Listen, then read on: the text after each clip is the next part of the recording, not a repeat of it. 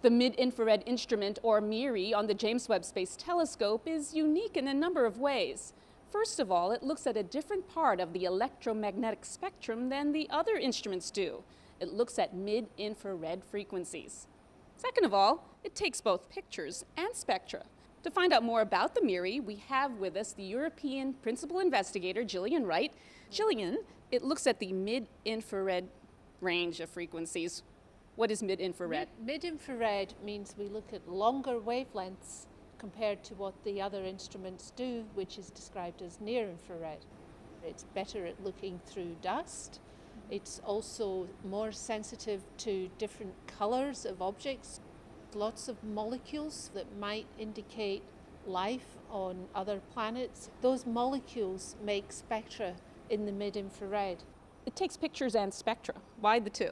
Yes, because to do our science, we want to be able to take both pictures and spectra. So I suppose in an ideal world, we'd have had two mid-infrared instruments on JWST, but there wasn't space, so we built it into just one instrument that does both things.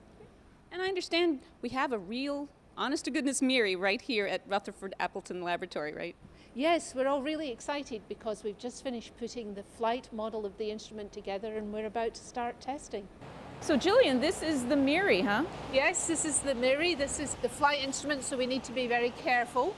MIRI deliberately has a very modular design so that each module, for example, this box here, can be built and tested by itself before we build it into the rest of the instrument. Did you build these modules all here? No, we had different modules built in different parts of Europe, because that way we could use the skills of a lot of different institutes, all of which have very specialist knowledge about certain areas of how to do instruments, and we could bring it all together to create the MIRI. But the MIRI is both a spectrometer and an imager. Yes, that's right. So the spectrometer in this, when it's this way round, the spectrometer sits on the top, but we can turn the instrument over so we can take a look at the imager.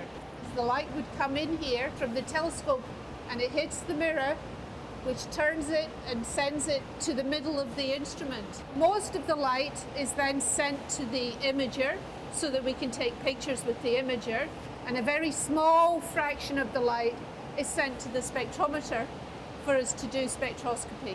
Gillian, thanks so much for showing us your MIRI. You're very welcome. As you can see, the MIRI is basically two instruments in one, and it will be able to do its job because of the help of international partners. Thanks for joining us from another edition of Behind the Web.